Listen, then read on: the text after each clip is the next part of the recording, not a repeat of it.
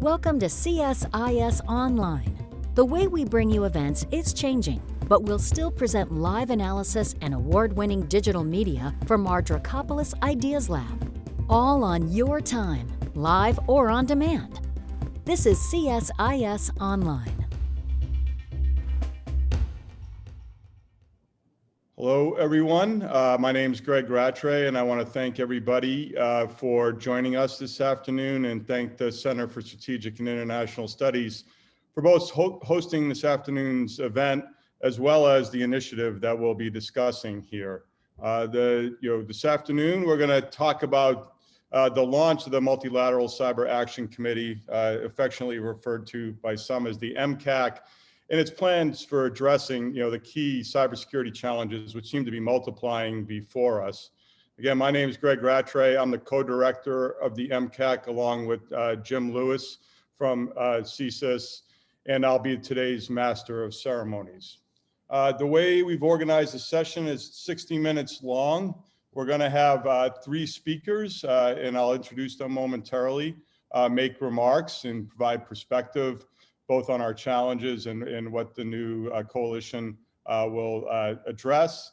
And then we'll move to questions and hopefully some even dialogue if we can get there. The way we'd like to orchestrate that is to have everybody drop their questions in the Q&A portion of the Zoom menu. I'll be monitoring that and channel through the questions. The chat room is open, but I'm going to look to the Q&A box for questions and ask those of the panelists in the order that I see them dropped into the Q&A box. Again, there's also, many of us do this a lot, and there's a raise hand function. I'll try to attend to that, but I really do want to try to focus our efforts on the Q&A as the mechanism for at least the question and answer portion of this. If we get an opportunity, maybe there'll be a room for a little bit of dialogue, and I'll try to manage that for everybody.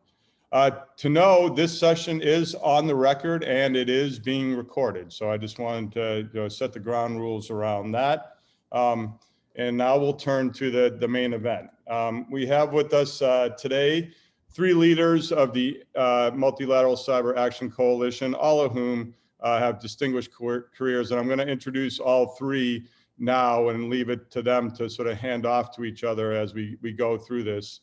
Speaking first will be Art Coviello, former CEO and executive chairman of RSA, for many, many years, a leader in the transformations of the cybersecurity industry. Currently, Art is a venture partner at Raleigh Ventures and on the board and advisor to numerous companies, including FireEye, Tenable, Blackstone, and ClearSky. Art will be our first speaker. Our second speaker will be Secretary Michael Chertoff, co-founder and chairman of the Chertoff Group, former secretary of the Department of Homeland Security. He's also currently senior counsel at the law firm of Covington and Burling. Secretary Chertoff has led and advised numerous global initiatives related to both national and cybersecurity, including co-chairing the Global Commission on the Stability of Cyberspace. Our final speaker this afternoon will be Admiral Dennis Blair, currently the Knott Professor of Practice at the University of North Carolina. He previously served as the Director of National Intelligence and had a distinguished career in the U.S. Navy, culminating as Commander-in-Chief, U.S. Pacific Command. He currently serves as an advisor to a number of public-private organizations, including, from my perspective, the recently concluded New York Cyber Task Force, where we greatly benefited from his counsel. So with those introductions, Art, I'm going to hand the microphone over to you. Well, thank you, Greg, and thanks to Jim Lewis and CSIS for their sponsorship. For those of us knowledgeable about cyber, the events of the last 6 months come as no real surprise.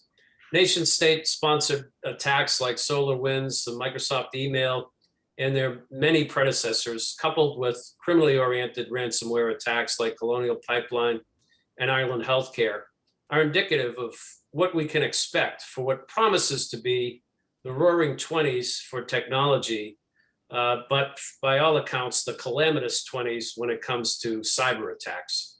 The attack surface has been expanding since the start of the millennium, but it's about to go nonlinear with 5G adoption, ubiquitous use of artificial intelligence and machine learning, and the coming of the Internet of everything is connected to everything else and everyone in an intelligent manner. And we in North America, as well as our allies in Asia Pacific and Europe and the Middle East, will be living in the biggest digital glass houses. It's high time for aggressive concerted action. We have watched the fits and starts of government and private sector cooperation since 2003, when the Bush administration published the first strategy to secure cyberspace, recommending a public-private partnership. 6 years later, the Obama administration did a 60-day study and called for a public-private partnership. 6 years later, after North Korea's attack on Sony, we convened at Stanford University and came away with, you guessed it, a recommendation for a public-private partnership. And now, 6 years later again, it's time to help not just the Biden administration, but all governments to work with each other and the private sector for the good of all. The pace of change is too fast for governments to do it alone. The Multilateral Cybersecurity Action Committee is a group of 30+ former government and industry cyber experts from the United States, Canada, Europe, and Japan, who will work to, number one, bring together senior government and business leaders to make actionable recommendations. Two, formulate action plans and comment on issues of the day. 3, gather existing material and recommendations so we're not reinventing the wheel, like the recent Solarium Commission report, and we'll periodically publish our own recommendations informed by existing work efforts. And finally, we want to bring together as best we can the groups that can take effective action. At the end of the day, it's all about action. Now, in addition to ourselves, members include people like Jun Murai, the professor of Keio University, known as the father of the Japanese internet; Kieran Martin, the former CEO of the UK's National Cybersecurity Centre; Tuomas Ilves, formerly the president of Estonia; Nilu Hao, formerly a security technology executive and member of the Council on Foreign Relations; Stuart McClure, author of Hacking Exposed and founder and former CEO of Cylance; and Zivi Livni, formerly the Minister of Justice for the State of Israel. And there are many more of us from around the world with like experience. We do expect our ranks to grow over time and to also include active technology and business leaders. And finally, we will be guided by the following principles: to limit the potential for cyber warfare, ensure digital commerce flows freely with due regard for genuine national security considerations, and that intellectual property is respected. We support privacy rights and the protection of the private data of individuals and organizations, and we want to foster cooperation among countries to track down, arrest, and prosecute cyber criminals. These principles and efforts will build on numerous efforts already in existence by governments and the private sector to establish norms of behavior and other rules for the digital future. And now I'll turn it over to my colleague, Secretary Chertoff, who will continue the session. Art, thanks a lot. I think you've laid out some of what we've seen in the last year or two in terms of accelerated threats in scale and in seriousness. We had SolarWinds and Microsoft Exchange. We had Colonial Pipeline ransomware, which resulted in the shutdown of the pipeline for a while. And we had also a ransomware attack on the Irish health system, which again was a life-threatening potential attack. The other reason we have to do this now is, although the pandemic is thankfully and hopefully beginning to diminish, it has really permanently transformed the way we work. I don't think we're going to be in lockdown a year from now, but I do think we're going to move to a hybrid work environment where more and more of our social and economic activity takes place online. This will not only create a greater surface area for attacks, but will mean the consequences of attacks will be even greater than we've seen up to now. So what I want to frame now in terms of why we think this is a particularly important time to launch this initiative is what I consider to be the geopolitical background that particularly requires an international response and strategy in order to protect cyberspace while facilitating legitimate trade.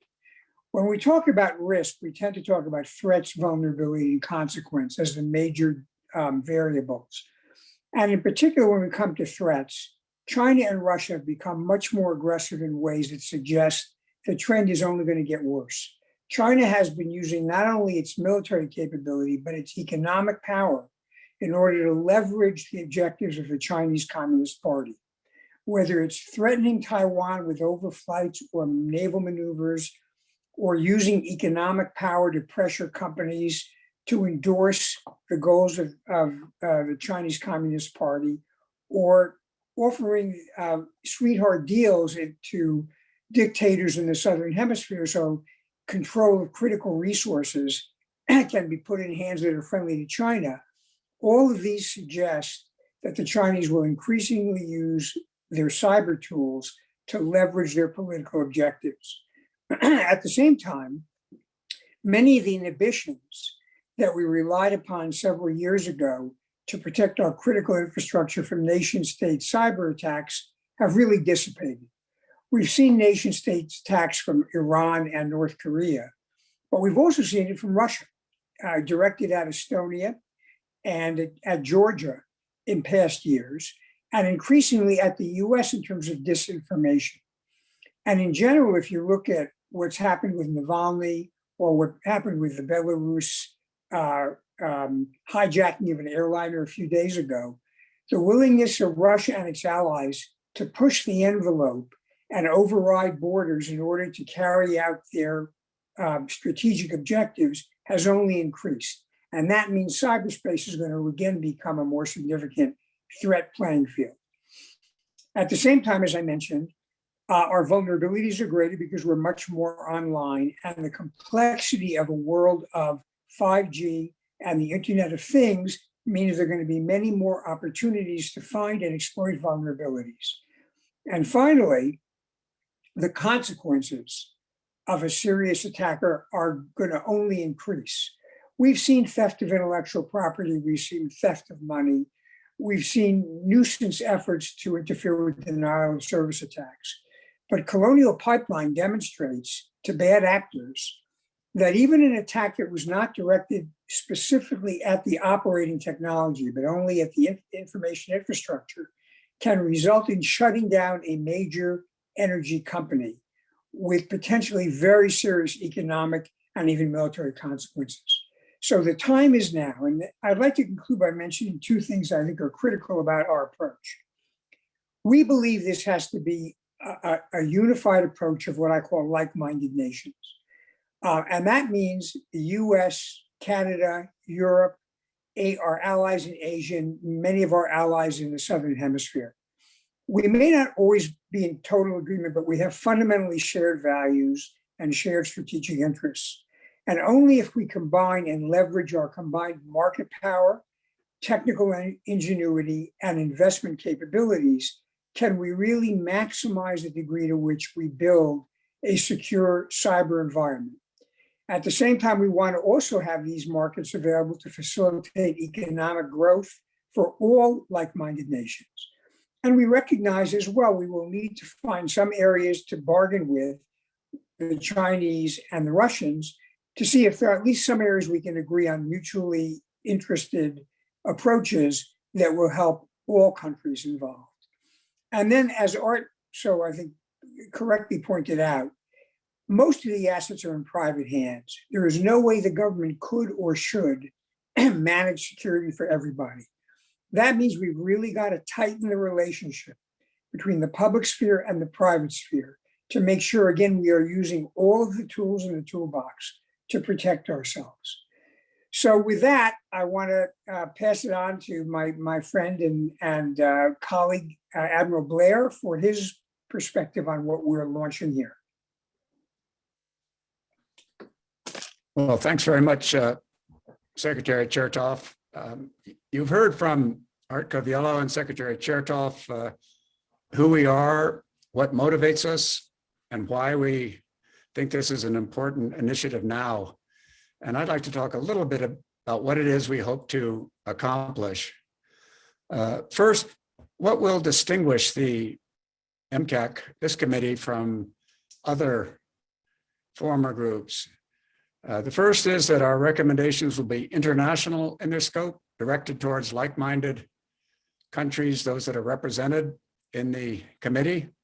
Second, these recommendations will be both to governments and to the private sector, again, reflecting the makeup of this of our group. Third, our recommendations will take full advantage of the work done by other groups, important recommendations that have been well researched, well documented, but really have not been fully understood or certainly implemented all the way.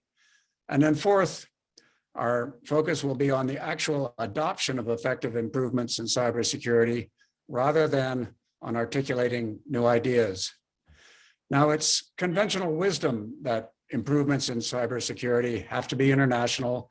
They must involve the public and private sector. However, when you look at the record, effective international public-private policies and actions have been episodic. They're not the norm they need to be, even among liberal democratic countries that are in many cases security allies. Each of our countries is organized somewhat differently in its cybersecurity responsibilities. And as a group, we have not created common coordination mechanisms for policy, for capacity building, and for response during crises. And this needs to be built. By way of contrast, for example, look at the way that our countries can respond to humanitarian crises. We have organizations, we have capacity, we understand each other, we have practice, we do it better the next time. We're so much better there than we are to cyber countries, which probably will affect our countries in more serious ways.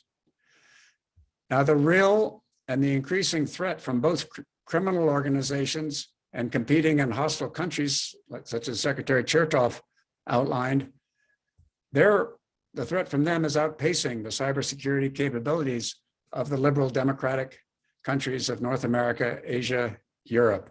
We're not developing common policy. We're not developing adequate capacity.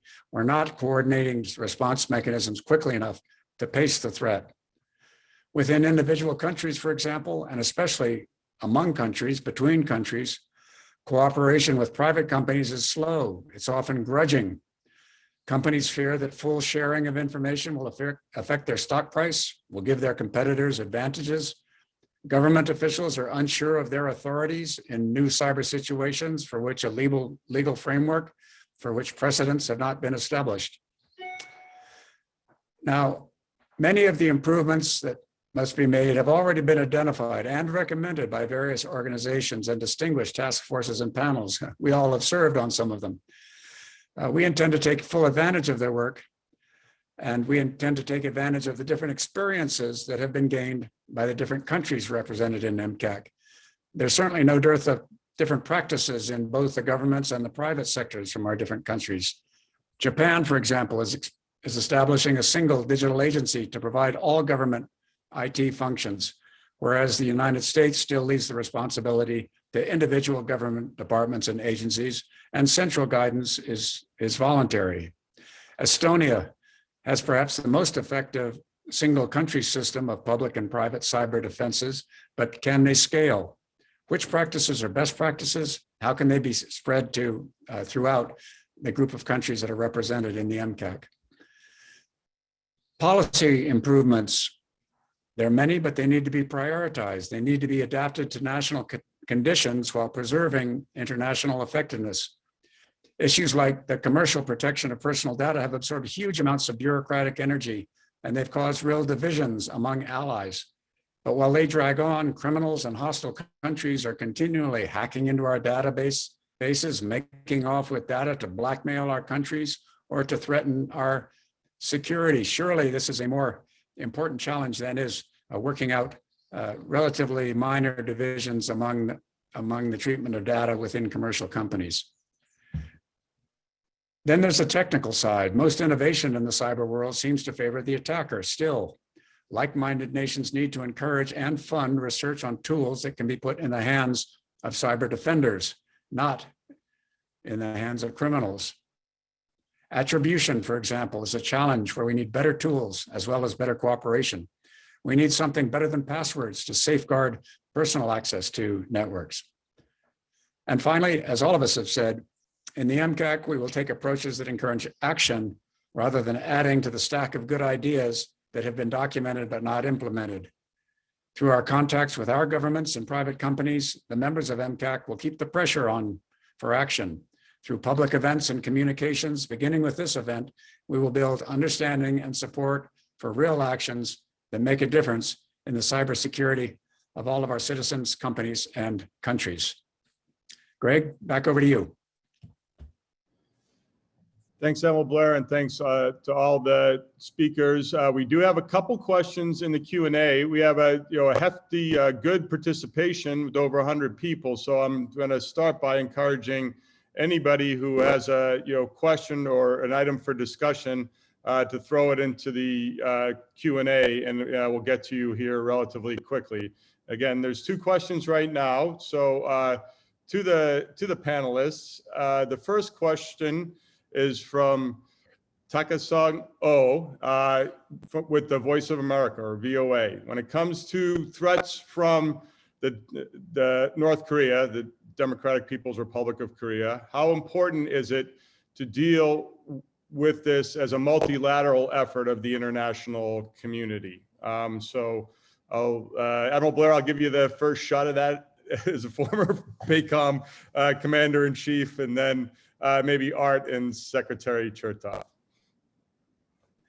Sure, that's a good question, because by and large, we have seen North Korean attacks that have been publicly discussed, directed at individual countries. So the obvious question is, why don't those countries simply improve their game and handle the North Korean attacks? I would say that there are 2 major areas in which multilateral action will be superior to each of our countries trying to harden its defenses against North Korea alone. The first one is sharing best practices. We had the Sony attack a long time ago on the United States. Other attacks since.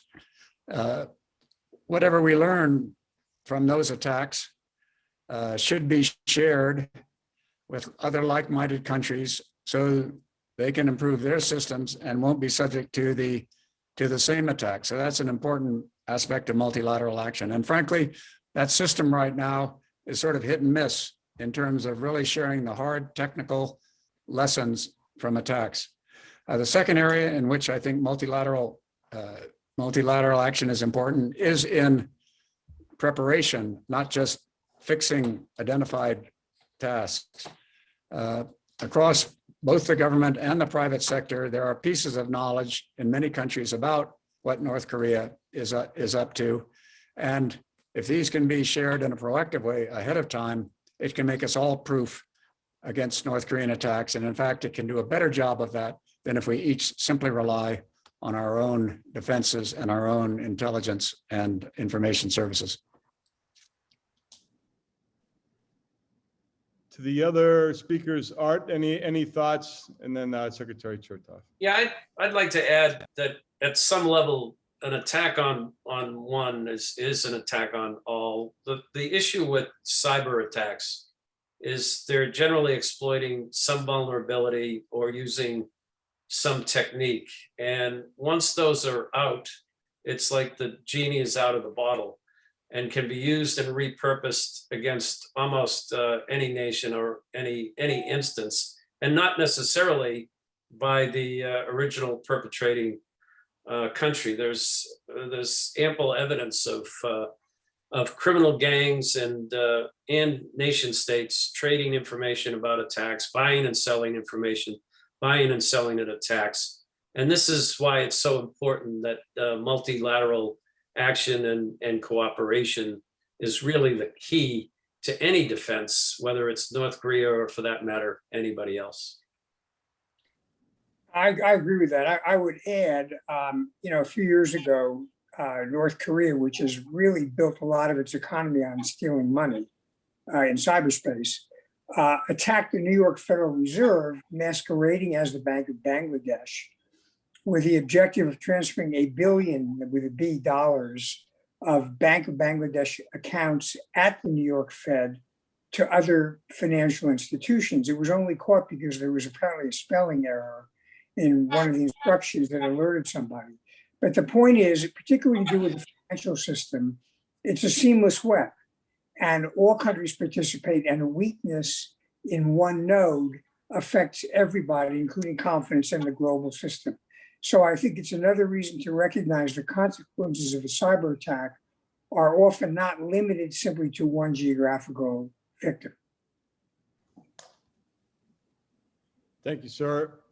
We've got more questions now in the queue. I'm going to turn next to a question from Richard Kurland, which is broad but simple, which is, can Canada help? And as the co-director of the MCAC, I think one thing we could probably do is if Richard, if you have somebody that you would suggest may be willing to join the effort, I think I will say hopefully that might be a start to it. But I'll leave that to the other sort of members of the committee as well.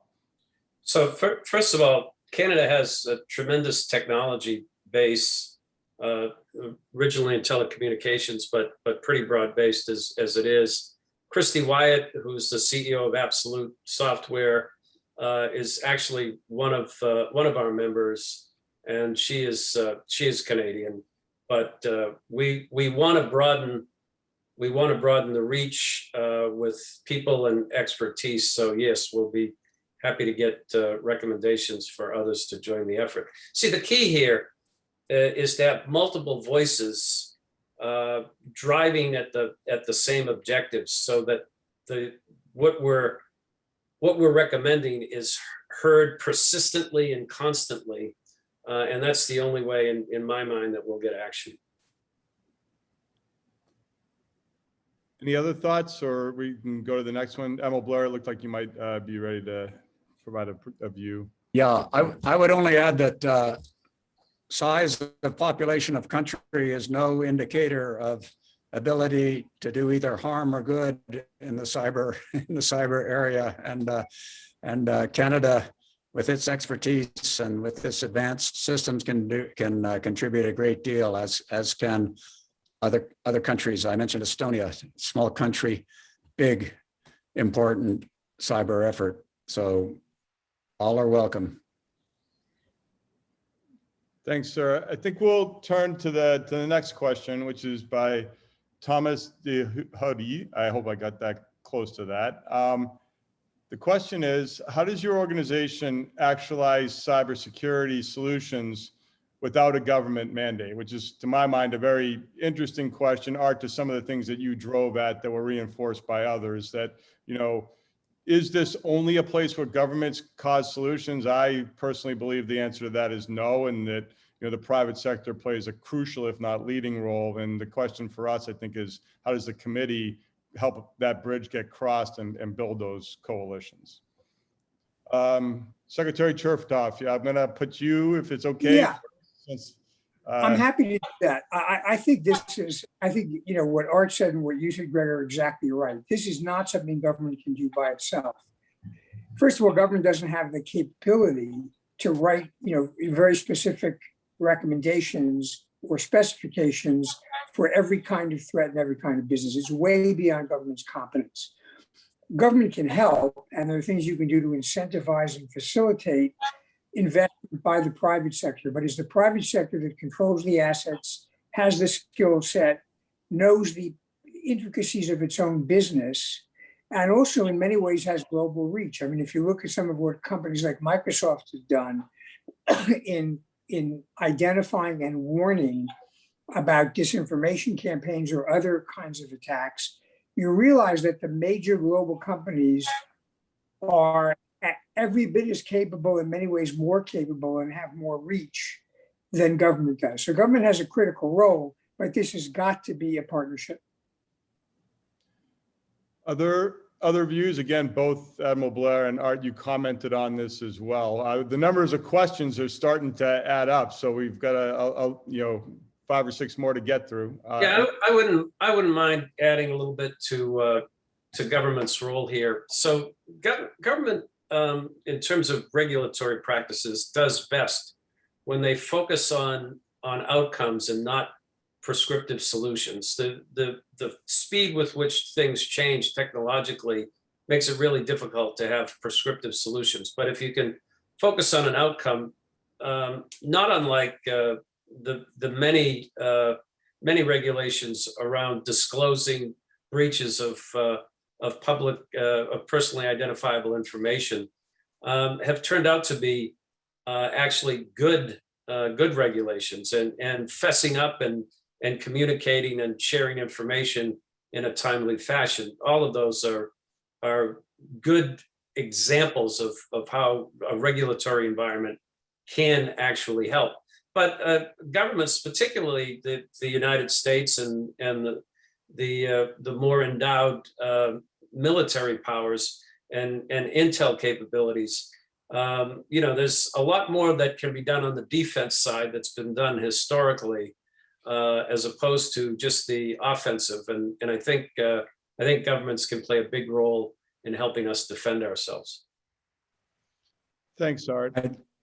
Go ahead, Greg. Greg, one more thing. I think there was an implication in the question about our group being more or less a self-appointed committee, not appointed by Congress or the executive branch or funded by them. How are we going to be useful compared to official government advisory bodies? And all of us on the committee are former government officials or private executives, and I think it's been our common experience that once you get in the job, you basically are operating with the knowledge that you brought into that job, and you're busy all the time, and you just don't have that time to take the larger view, look at the big picture. And all of us, I think, when we were in those government or industry positions, valued friends whom we trusted, who do not have a particular axe to grind,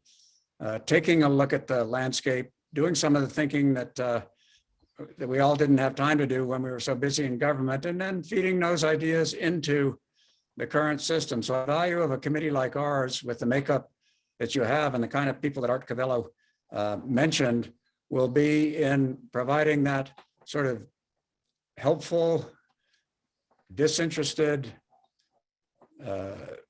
wise counsel that those who have the jobs of implementation can take advantage of, knowing that it has a good foundation and it's meant in the right sense. Thanks, sir. Gonna move to the next question in the queue by Havid Ali. The question is a couple sentences, and I got a thought about it as well. The question is, how do the commission members feel about the apparent TSA directive that will mandate information sharing on cyber threats from pipeline / energy system operators? Then sort of there's a amplifying element of it, which says, are there any lessons from TSA's efforts on aviation security that can be applied to this different mission set? Just real quickly, I'm personally not aware of the TSA directive, but I am aware that the recent executive order did call for a look at the analysis of incidents in a National Transportation Safety Board sort of perspective, where we need to get better and more fulsome in understanding sort of the risks that an incident has posed, so that we can learn from it. So I think it's in that vein, that the question is posed. I think there was a recent, like in the last day or so, a directive out of TSA, which I know we all think TSA is just aviation security, but actually pipeline security is part, and any kind of transportation is part of its remit. And I think the idea there, and I predict, I'm pretty confident, we're going to see this in other areas of critical infrastructure, requirements of information sharing. You still sometimes get some reluctance because people are worried about liability or competitive disadvantage. So I think making it a requirement, but then creating a certain amount of protection for the information so it doesn't get used against you, is likely to be something we see more. And I think it's probably a welcome development. It should be a two-way street, though. And one of the things that I'm sure Admiral Blair has a view on this, one of the things I always found frustrating was in getting information that was classified from the government to the private sector in critical infrastructure. A lot of times the problem was people weren't cleared in the private sector, not because there was any security issue about their integrity, but because it was not, quote, they didn't need to know. They weren't contractors, and therefore it's what they call suitability. But actually, if you run critical infrastructure, you should be given a need to know set of information, provided there's no issue in terms of your character, because that's how you share the information and make it usable. Thanks, sir. I'll say that my former experience in the financial services sector is that mandated incident reporting had become much had already sort of emerged as regulatory requirement, but there was a good dialogue between the institutions themselves, but also with their government partners. And I would say that's not only a U.S. phenomena, that in that sector that had been emerging. And I agree with you that I think we're going to see that now more in other critical infrastructure sectors. Admiral Blair, Art, any thoughts on this one? We do have a lot of questions, so we can. I couldn't agree more with Secretary Chertoff that if you mandate disclosure of leaks, you'll get a certain amount of cooperation, but you get a whole lot more if you can build a two-way street in which the government is also providing actionable, useful, specific information to critical infrastructure operators, and that the government can bring tools to bear once a breach is identified that really helps that company in a very direct and immediate way. So it's got to go well beyond just mandating disclosure. It's got to build into this teamwork at a higher level of preparing and responding. Right, and Admiral Blair and I worked on a recent, what we called the New York Cyber Task Force that really focused on how to enhance what we just referred to as operational collaboration and making that a two-way sort of shoulder-to-shoulder collaboration between the public and private sector. Art, I'm pretty sure you agree with that perspective. We can move on. Yeah, I'm going to move to the question from Krister Knapp, which is all three distinguished panelists emphasize the importance of public-private sector cooperation. So we've been stressing that a lot. The question is, what role do they see for higher education in that effort? Admiral Blair, I'm going to go to you first as the not distinguished professor at North Carolina. Well, I'll just say that I advise all my students and all my children get into the cybersecurity field, and you will not lack for a job in the future, as far as I can see it. But beyond the obvious responsibility that higher education has in research and in training the top level of people in this area, I think higher education also has a role in policy development and certainly a certain exemplary role in terms of protecting our own networks and coming up with creative ways to do that. It's amazing how many higher institution organizations have departments of computer science, departments of computer security, and they have nothing to do with the poor guys who run the networks within that department. So my recommendation to higher university is higher education institutions is to really involve your education and research staff into your own networks, which are under attack like everybody else's, and then serve as a traditional gathering point for bringing government, private business, and academic researchers and think tanks together. So, not surprisingly, I agree with Admiral Blair, especially on the research and churning out the kinds of people we need with the sheer number of unfilled jobs in the cyber area.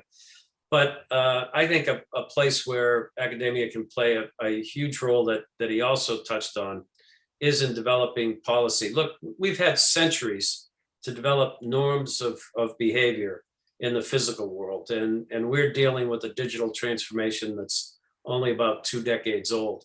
So I believe that those norms will develop on their own unless we proactively push for the ones that will be most beneficial to all of humanity. And I would love to see more work come out of the universities in that regard. And further, and there's a question on this later, this isn't all about technology. There is a tremendous amount related to policy and diplomacy, because without the international cooperation, it's hard to really get the effective public-private partnership as well. We need that international cooperation, and we need it badly. Secretary, any additional thoughts, or shall we move? No, we can move on to the next question. Yeah. Okay, great. So I'm going to actually combine the questions from Jonas Gratz and Dr. Holland Ullman, which are right on this theme. And then I think we're going to move to some other things in addition to the public-private partnership, though from my perspective, focusing on it is right-minded. Jonas asked, how do you envision cooperation with industry? We've been talking about that, but Dr. Ullman, asked us to sort of go the next step and said, given the call for public-private partnerships has gone unheeded, much as reform of the defense acquisition process, what big ideas do you have to reverse this unhappy history? And I'll venture in a little bit first. I think in the current moment, there's a hopeful note with the creation under, the Solarium Commission recommended in the US, the National Defense Authorization Act put in place a national cyber director. If you read closely, what that person is supposed to do is have a pretty hefty office and focus on defensive planning. And there's also a call for a joint collaborative environment. I think, and that these efforts need to be literally government with private sector people. My experience in this realm in the last 5-6 years with one of the major banks and on some of these efforts is this notion of a jointly governed and jointly staffed organization, not just information sharing, but that we got to create institutions which have people in them that trust each other, that are well resourced, and they need to be steered. I think about steering committees, but governed by a set of people that are both public leaders and private sector leaders agreeing on what capabilities they're going to build, what levels of investment, not just sort of policy decisions, but joint governance of operational capabilities being built. There's been only a couple examples of that. Those have tended to be the more effective elements of it in the US. The collaboration that the defense industry has with DoD on threat information sharing has been in existence for a while now and is pretty rapid and operationally effective. So, that's my big idea is. Yeah. Go ahead. Let me add a couple of things, Greg. One is I do think, this in the financial sector in particular, I think they've moved to create a platform. I always get the acronyms mixed up. Involving financial information sharing that really puts the private sector literally side by side with some of the government analysts in order to share information. But the other thing I want to point out, and a critical part of what we're looking at, is some of what we have to do is build a secure supply chain. And that means investment in hardware and software for critical infrastructure that's not all built in China.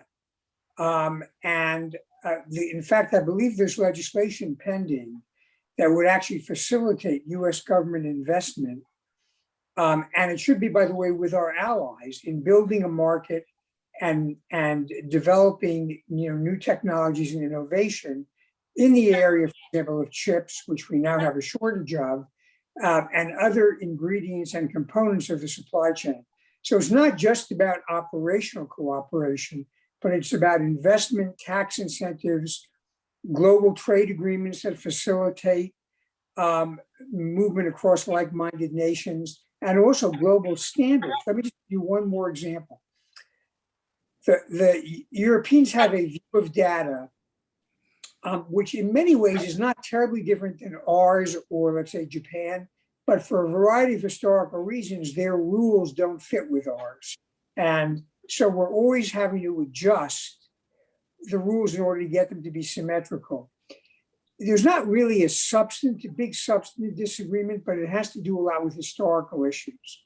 If we could get together, and I think there's to dialogue on this right now, and reach a like-minded nation framework for how do we manage data, that would facilitate trade. It would make everybody feel more secure about their personal data.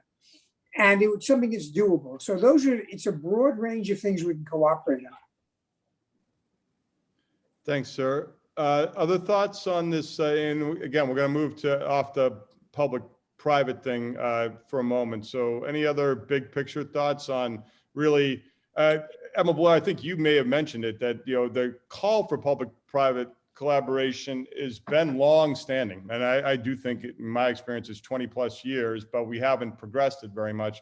What fundamental thing, I would ask each, both you and Art, what fundamental thing, in addition to what the Secretary has said, would be useful? Let me go first, if you don't mind, because I'd kind of like you to help respond to what I'm about to say.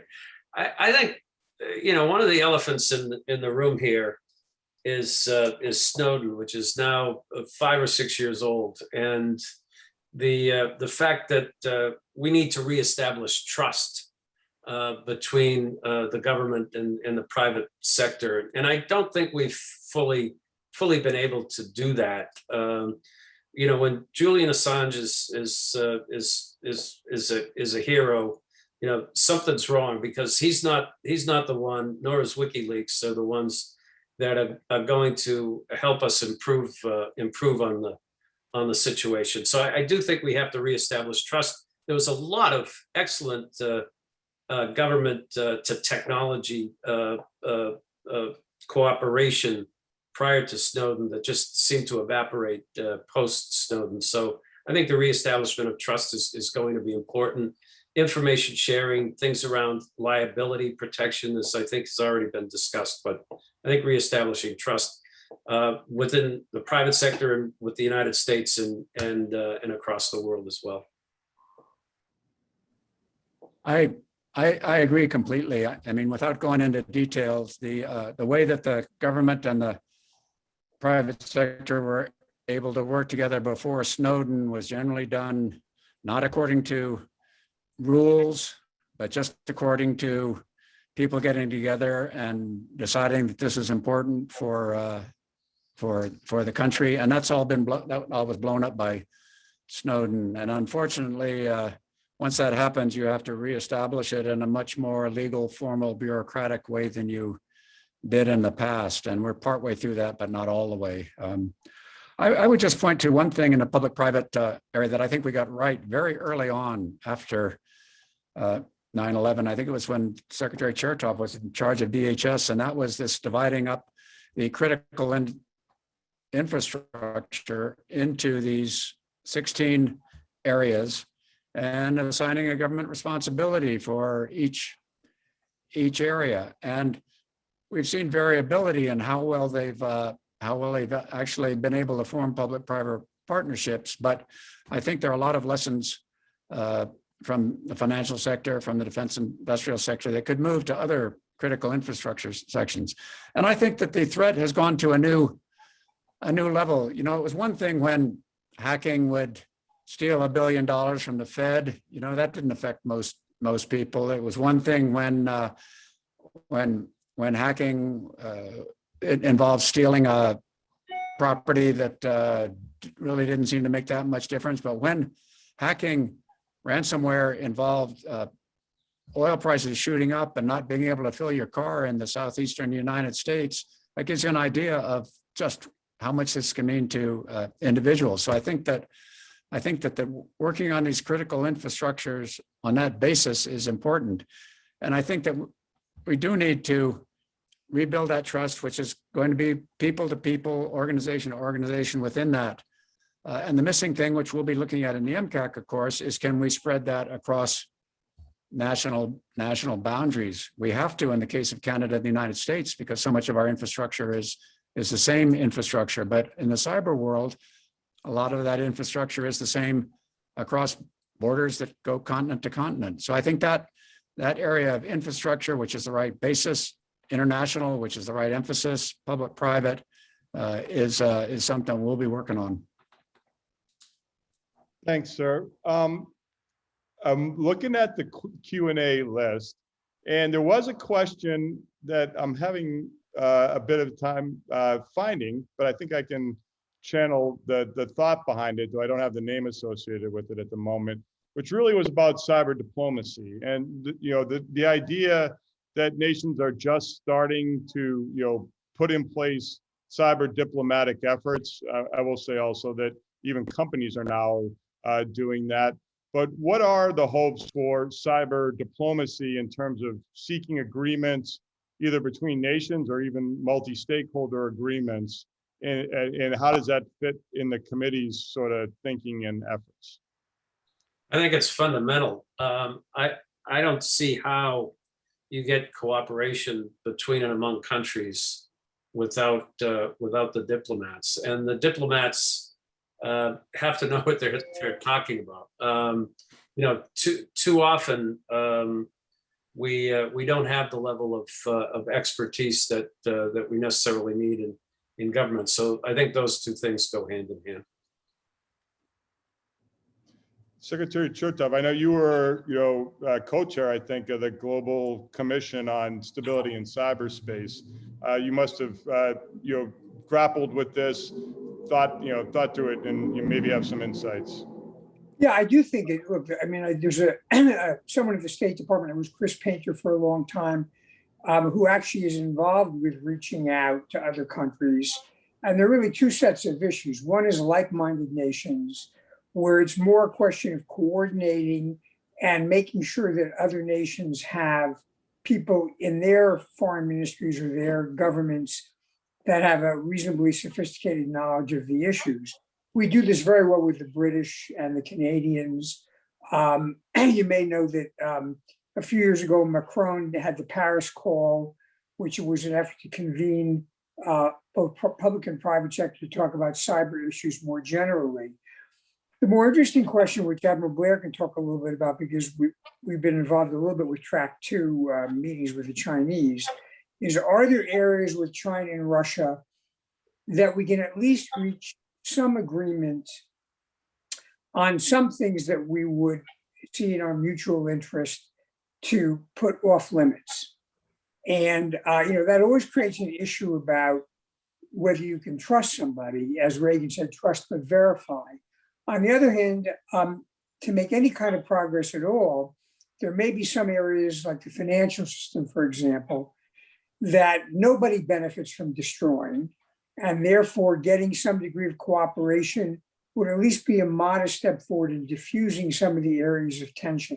Now, I have to be honest and say it's probably a less propitious time for that now than in any time I can remember in the last 10 years or so, because the Chinese have been very aggressive. They're very angry about our calling them out on human rights issues.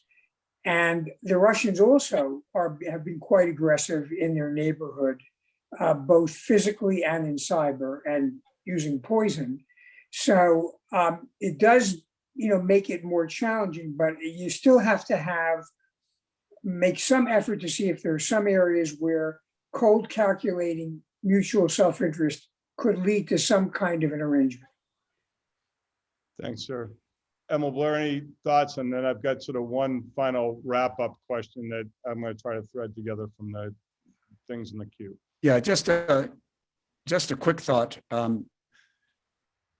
We have got to up our multilateral cyber diplomacy, and sort of the model that I think works the best in that area is something more like the U.S. trade representative, in which you have a pretty good sized staff with a lot of very specialized knowledge, but you have a relatively simple overall goal, which is to come to agreements which both sides can accept. And I think in cyber diplomacy, we need to really up our game, and whether the staff needs to be permanently assigned as it is in USTR, or whether we need to bring together experts to support the State Department ambassador for cyber issues, I'm not sure of, but it's got to strike that balance between technical competence, policies that will endure, and being specific enough, but not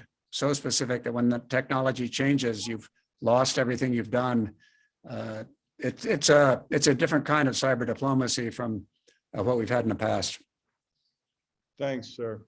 I think I'm going to try to end by, threading together the last three questions. Two of them really focus on the existence of, information sharing mechanisms, and that we do have sort of a foundation to build on. And there are some mechanisms, that the government does work with the private sector on. And then, one of them focuses on the need to improve that, and particularly for utility providers being isolated.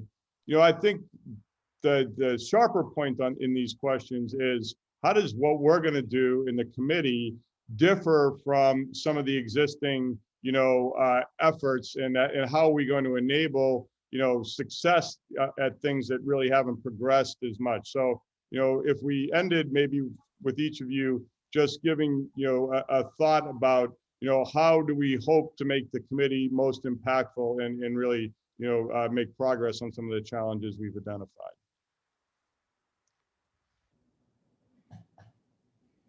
Anyone want to? Well, I'll take a start then, and we can go from that. But I think that the what you'll get from what the committee is, instead of running from one issue to a new bright shiny issue, I think what you'll get from us is a persistent assessment of whether we're making real progress in areas that we really all know need to be done. And I think that for our friends who are now in government and running businesses and in other countries, when we shut up about an issue, it probably is in pretty good shape, and we keep pushing it until it gets there. So I think that's what will distinguish us, and will be a pretty good indicator of real progress being made. I'll I let, think, or maybe you be the last speaker. I think for me, I think the key is we're not going to be operational. We're not going to create an operations center and look at all the bits and bytes, and packets.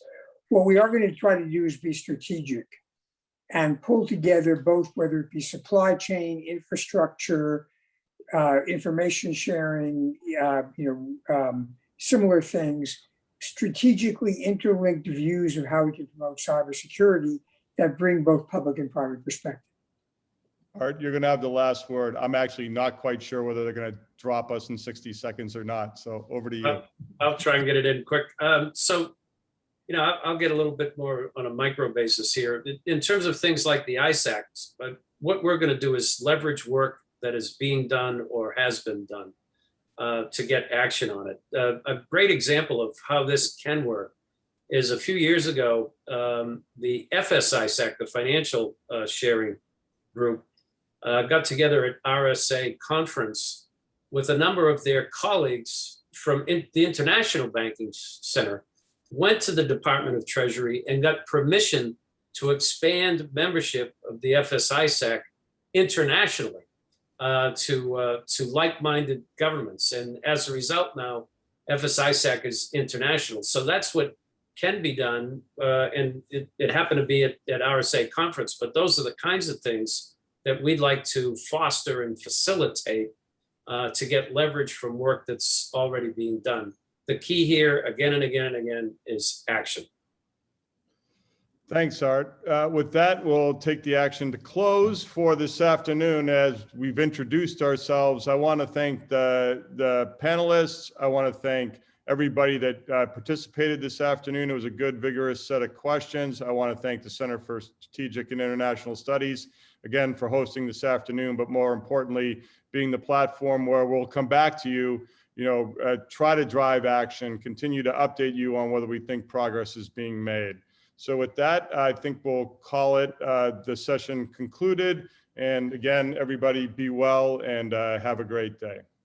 Thanks, everyone. Thanks. Thank you.